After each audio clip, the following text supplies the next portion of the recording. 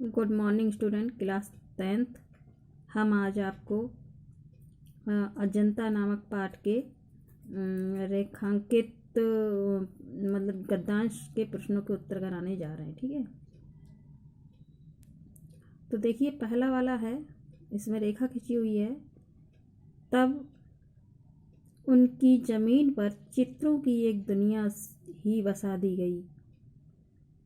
ठीक है, तो इस और दूसरा है इसमें संकेत आपका कि फिर उनके चेले कलावंतों ने उनमें रंग भरकर प्राण फूंक दिए। तो सबसे पहले इसका पहला प्रश्न हल करेंगे। पहला प्रश्न है, प्रस्तुत गद्यांश के पाठ और लेखक का नाम लिखिए। तो गद्यांश का पाठ है अजंता और लेखक है भगवत शरण उपाध्याय। दूसरा है, रेखांकित अंशों की व्याख्या कीजिए। तो पहले वाले रेखांकित अंश की व्याख्या करते हैं।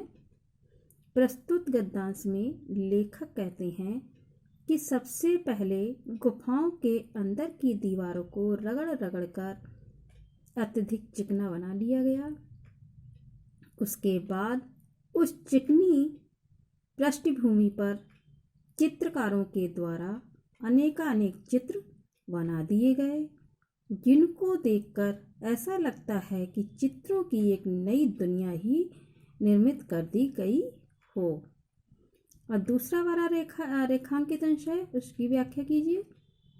प्रस्तुत गद्यांश में लेखक कहता है कि गुफा की भीतरी दीवारों पर चित्रकारों के द्वारा विभिन्न चित्रों को बाहरी रेखाओं के द्वारा प्रदर्शित किया गया और उसके बाद उनके शिष्यों ने उन चित्रों को रंग भरकर ऐसा बना दिया कि वे सजीव लगने लगे। अब इसमें तीसरा प्रश्न है, पहाड़ों को किस प्रकार जीवंत बनाया गया। तो देखिए इसका उत्तर है, पहाड़ों को काटकर भवन का रूप दिया गया। दीवारों, छतों और खंभों को चिकनाकर उन पर सजीव चित्र निर्मित किए गए। चित्रों में रंग भी भरा गया। इस प्रकार पहाड़ों को जीवंत बना दिया गया। अब दूसरा वाला देखेंगे, दूसरे वाले की व्याख्या करते हैं। तो देखिए दूसरे वाले की व्याख्या है, कितना जीवन बरस पड़ा है इन दीवारों पर, जैसे फसाने अजायब का भंडार खुल पड़ा हो। कहानी से कहानी टकराती चली गई हैं, बंदरों की कहानी, हाथियों की कहानी, हिरणों की कहानी, क्रूरता और भय की, दया और त्याग की। जहाँ बेरहमी है वहाँ दया का भी समुद्र उमड़ पड़ा है। जहाँ पाप है वहीं क्षमा का स्रोत फूट पड़ा है। पहले इतने का करते हैं।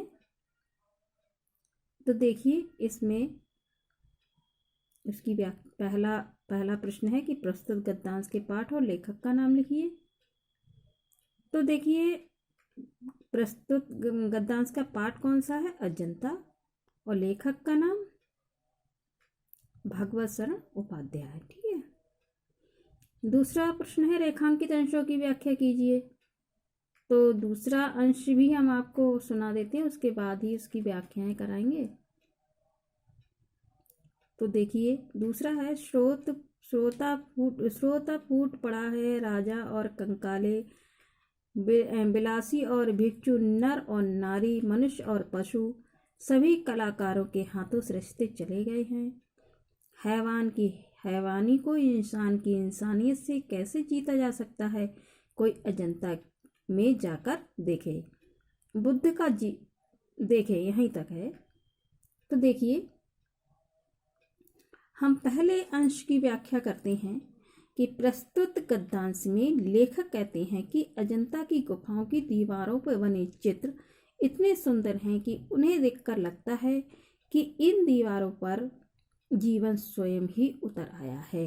अजंता के इन विभिन्न चित्रों में आश्चर्यजनक कथा कहानियां एक दूसरे से जुड़ती हुई चली गई हैं।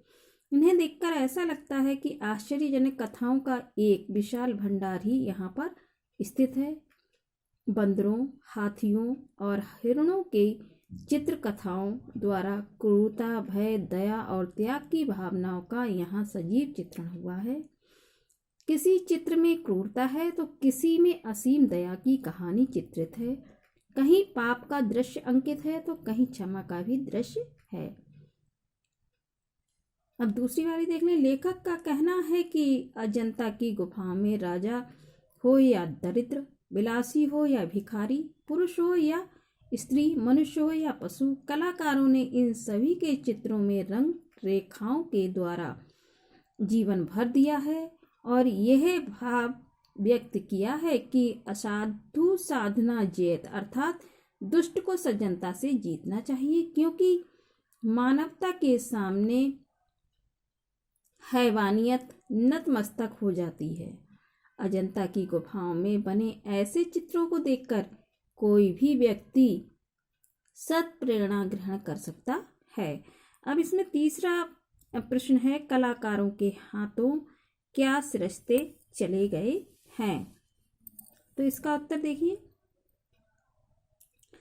कलाकारों के हाथों राजा और रंक, विलासी और भिक्षु, नर और नारी, मनुष्य और पशु आदि विरोधी व्यक्तियों के चित्र सृजते चले गए हैं। ठीक है, ये दो हैं, दो और आगे बाद में कराएंगे।